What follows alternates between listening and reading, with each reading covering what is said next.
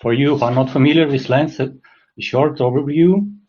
So lenses are very powerful and useful things in functional programming, and to the first approximations, they represent the first class fields for data structure. So an example, one practical example, if you have a user which has a name, and the name consists of parts, first name and maybe some other parts. So if you want to update the first name inside the user, say in Haskell, that the code we would need to write is, well, not nice. Let's put it that way. So it's very, very non-compositional. So lenses offer a solution. So if we have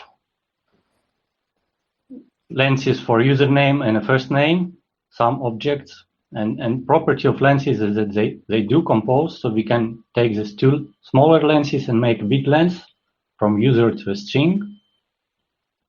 And by using lens operations, the set operation in this case, then we can set the first name of the user quite concisely by, it almost looks like what you would do in imperative programming, but this is functional. So this lenses, and but what I'm interesting is proving facts about lenses, and that's not that simple. So lenses are easy to use, but kind of hard to formalize, maybe. So we need functional extensionality because we deal with functions, and we need some kind of proof irrelevance as well, because yeah, we will see later why it's that. So when so I was curious about homotopy type theory, and it gives new perspective to look at things. And last year, cubical Agda became actually usable. So then I played with ideas, and I'll show you what I figured out. So before I continue, that lenses are not the only optics out there. There's a whole zoo of different kinds, traversals, prisms, and so on.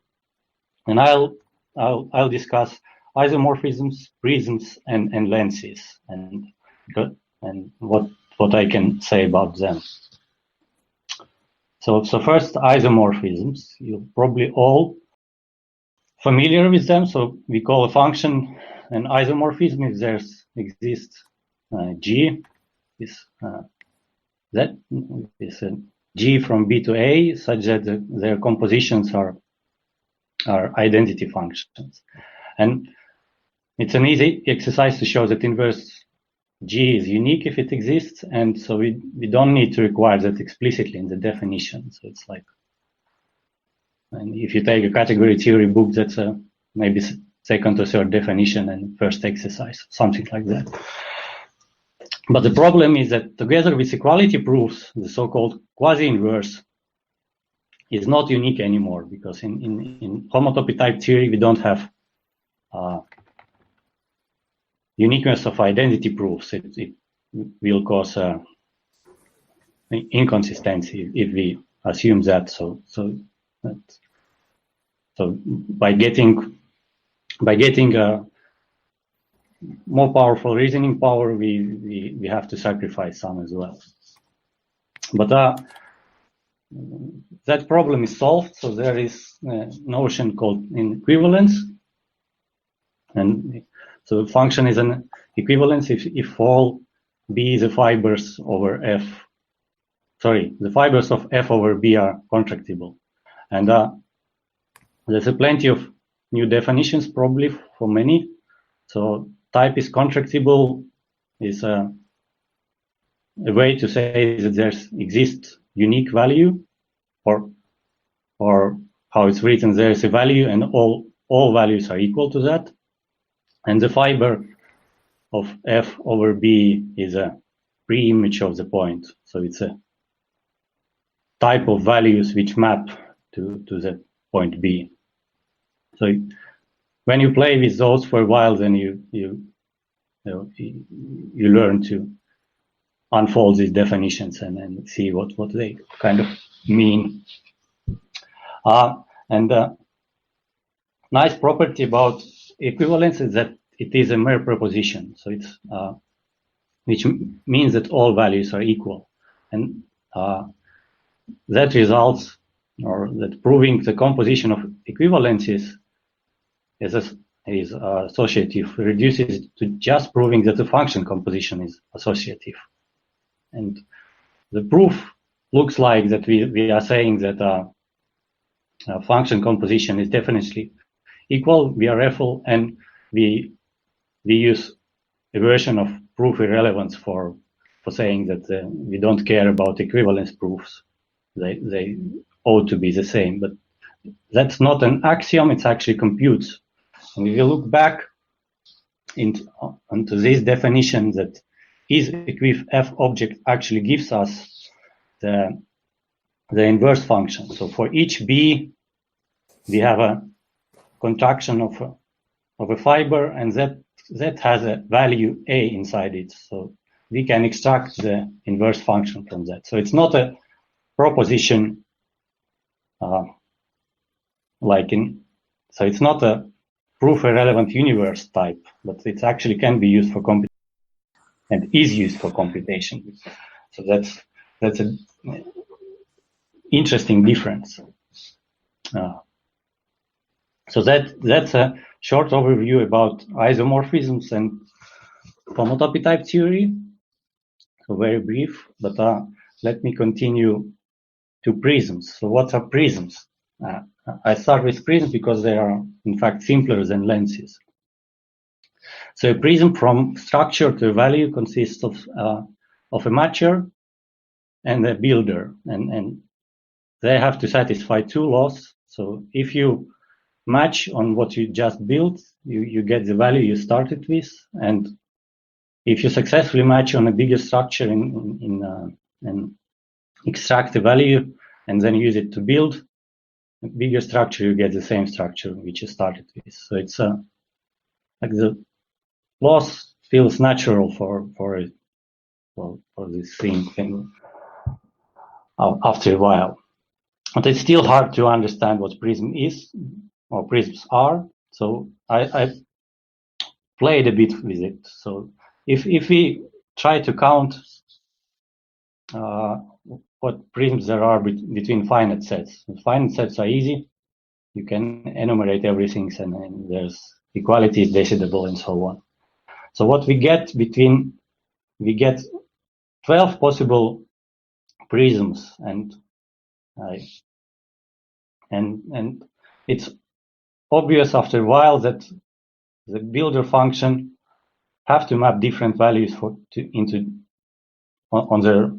on the left to the different values on the right. Otherwise, we couldn't match and recover the original value. So it have to preserve all the information. So there are injections. And injections in HOT are called embeddings. And then embedding is a function such that for all B, the fibers are not contractions, but they are mere propositions. So that means that if there is a value of a fiber, then that one is unique. But that's a problematic, because even we know that it's unique, that definition doesn't give any means to construct it. We need something stronger, and obvious choice is to require a decision function or decision. I don't know how to call it, value for that. So we get decidable propositions. And another way to say that or represent decidable propositions is to say that there's either no values or there is a unique value. And first one is easier to use and also easier to prove. But second one is maybe more descriptive of what the thing is. And with those, we can define what is a builder. So the builder is a function such that for all B's, all fibers are decidable propositions. So it's very elegant definition. And what it gives us, like, naturally, that every equivalence is a builder, but converse is not true. It's easy to construct a counterexample, and it's easy to show that builder composition is associative and so on, the same way as with equivalences. And importantly, that builder uniquely determines the mature part, because is builder for any G is a mirror proposition itself. So we can inside the theory say that these values are unique. So, like, the summary so far, that a prism is just a decidable embedding. I find this very, very nice to be able to say something so concise. So prisms work out very well, but how about lenses? So briefly, lenses consist of a getter from structure to a value, and a setter taking an old structure, new value, and giving a new structure back. And there are three laws. If you get, after you have put something in, you get what you inserted, and put get the other way around, and put says that if you put twice, then it's enough to put only the last value. So natural laws for getters and setters. And there are all three laws. Variant is called very well behaved lens in the paper by Foster and others, where they introduced them. They also speak about well behaved lens, which satisfies only get put and put get law. And in my abstract, I defined also barely behaving lens, which satisfies only get put law. And fourth variant, which is weak lens, which satisfies get put law and weaker notions of put get and put laws. And there's all kind of lenses. So let me illustrate them by how they relate by also using the finite set. So if we fix a getter to be first projection from pair of booleans to a boolean, so there are plenty of center candidates, the functions with correct type signature, and only 256 of them are barely behaving lenses. Still plenty, but a lot less than all of them. And is-bare lens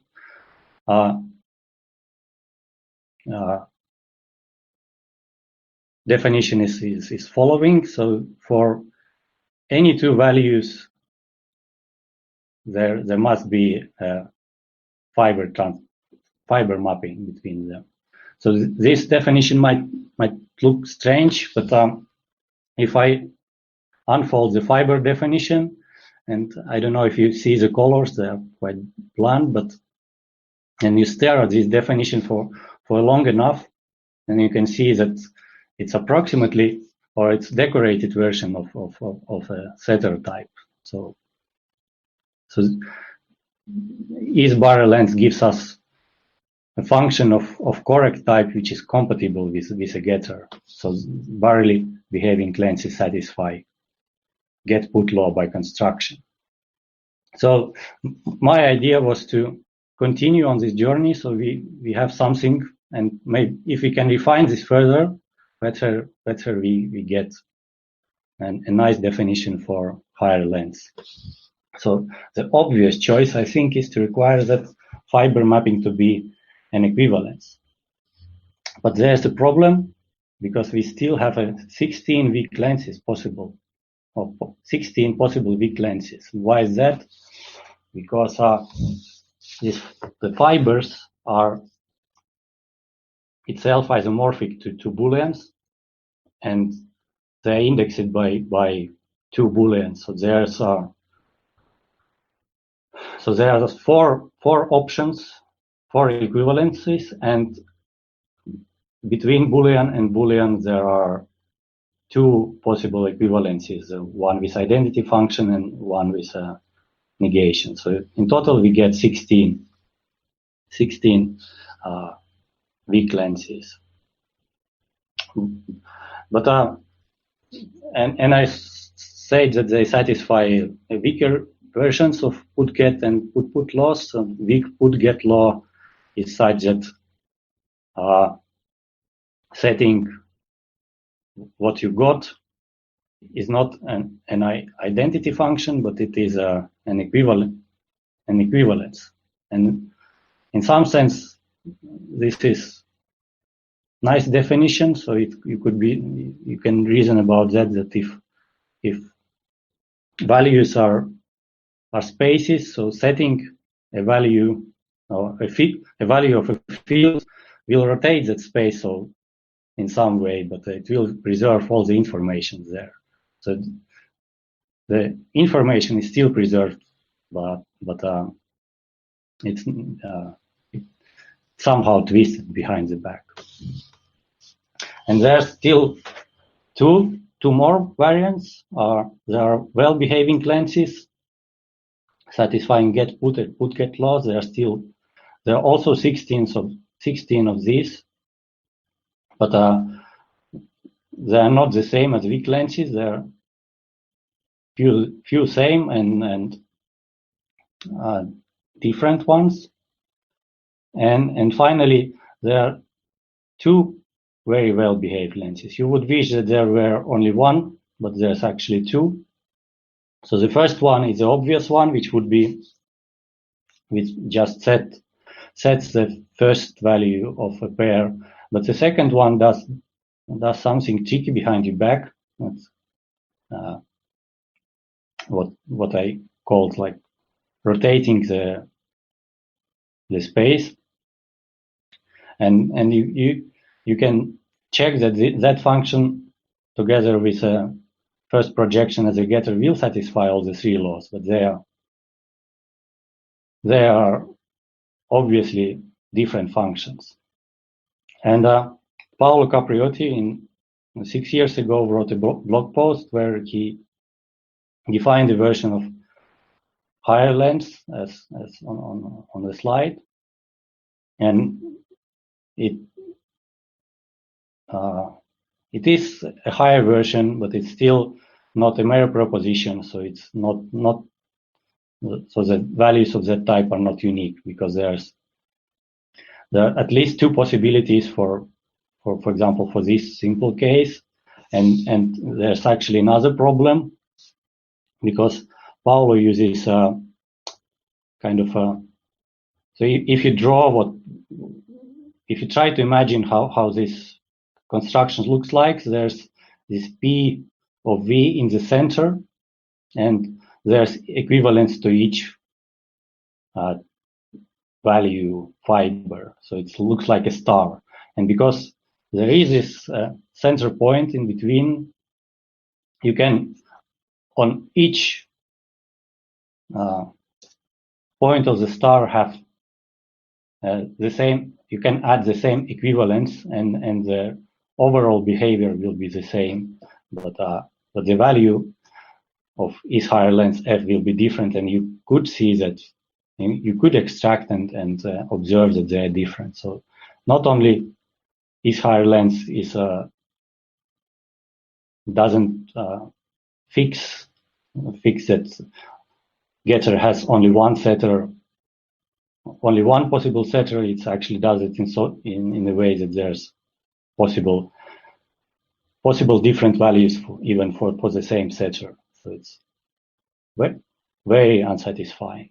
So that's what I had to say about lenses. So in summary, prisms are simply decidable embeddings, which is nice and elegant, and that notion of decidable proposition is, I don't know if it's highlighted enough in programming, but if you think about that we use it every day. So if we say that less equal is a proposition, that there's a unique answer and that's decidable, then we have a decision function. And if we undecorate all the proofs, then we essentially get if the less than equal type is encoded as there exists a natural number, so the n and m plus this difference add up, then what we get is essentially a safe subtraction for natural numbers. So the prism story is very, very good, but there is no satisfying result for lenses. That getter doesn't determine the whole length. That's something which I think we should be careful about in how we speak about lenses. The is higher length proposition or the type has an additional degree of freedom which shouldn't be there, and those weak lenses seems elegant definition, but are they at all useful? I don't know. So that's problems I have with lenses right now. So thank you for your attention, and I'm happy to answer your questions.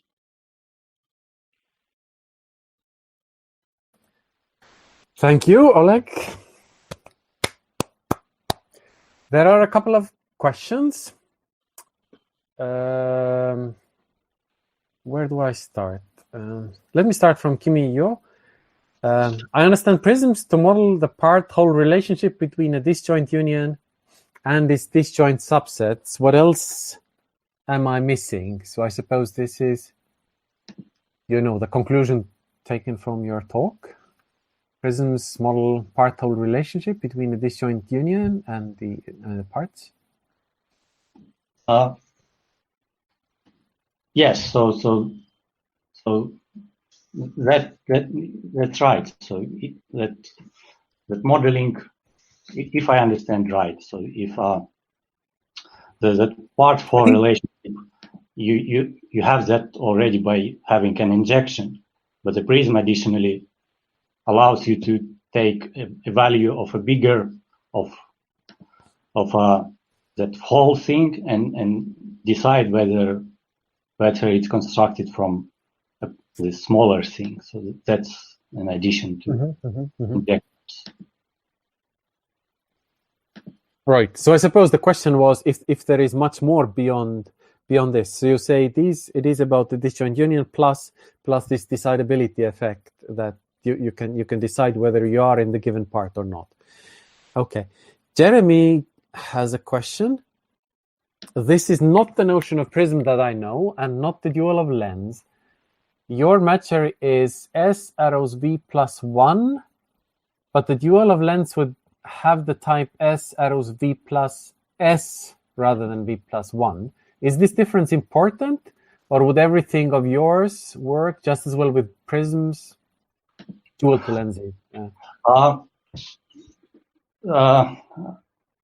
Let me go back. So here, actually, so this decidable proposition it could be erased to say that. So here I have only two laws. I could have a third law which says if the matcher returns nothing, then there is no way to construct an S with a builder so it would match. So like build no match a law. And that would be, in a sense, more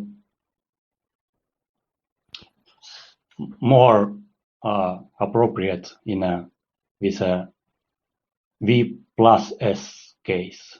So then matcher will either give you a value or return some S which cannot be constructed by a builder. But in this simple case, because there are this simple case which is not indexed or not polymorphic, it's not important because we can recover that plus S by mapping nothing to the input structure. So there's nothing changing. Right, but I suppose the question is, okay, here you have two laws. if you were to strictly dualize the three laws of a very well-behaved lens, would you have something that basically forces you that if a matcher goes not to the left but to the right, I mean, if it were to return an S, would it have to be exact the same S that is provided as input? So basically, I'm asking, would the laws force you that if you were to? Yes, in polymorphic case, you need to add the third law. Okay. Which is, but I have figured it out, but I don't remember it right now. I could answer that in Zulip. Okay. Maybe we'll have to discuss this in Zulip, yes. So,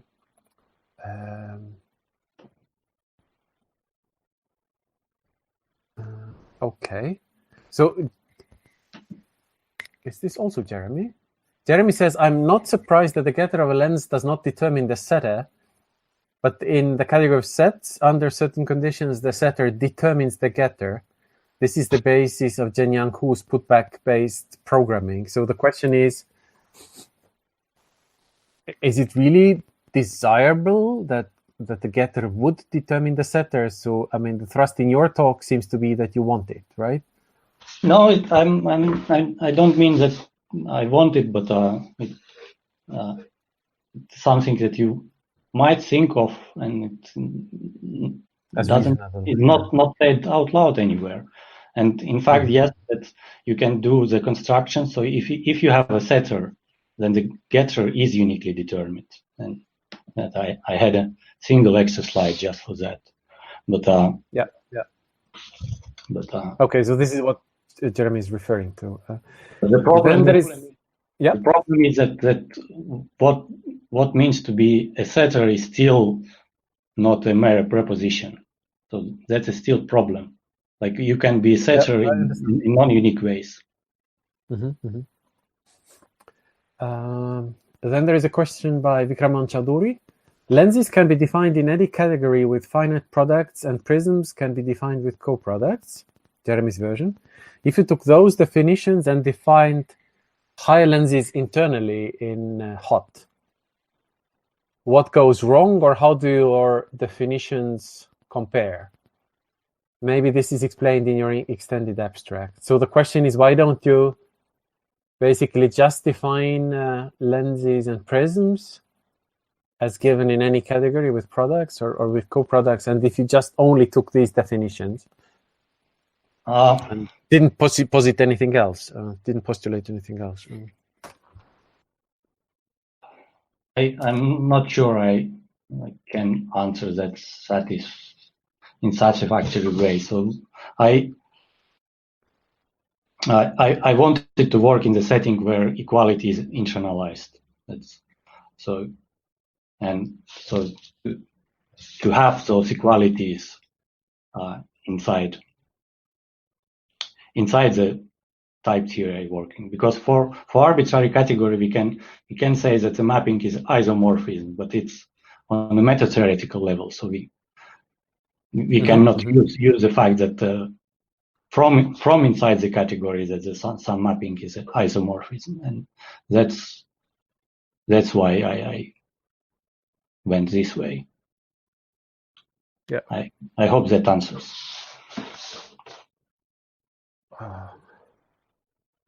For me, this is an answer. I'm not sure about Vikraman.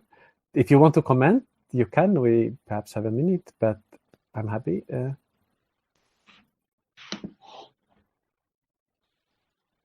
Okay. Any further questions? Anyone? I was also wondering if you did look at these other types of optics beyond prisms and lenses. Do any of them present similar sort of issues? But, the problem is that so in hot the ISO and equality are the same. Then I have a story about the prism, but I don't have a story about the lens. So I would like to understand what, for example, affine traversal is, but I cannot understand it by combining what I know about lens, because I don't know anything about lens in a sense. So that's a roadblock there, and maybe all the right part of the diagram would become clear for everyone after we properly understand what lenses are. But yeah, I don't know. So I started the talk by saying that lenses are first-class fields, but it's in some sense very approximate definition of what they are. So my weird lens in the very last example, it's still a field, but if we can look at the structure with some other ways and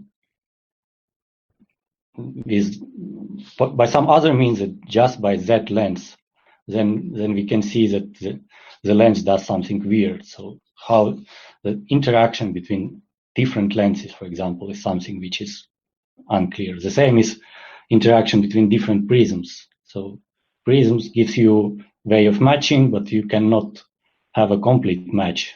There is no way to connect those. So there's a lot to think about still.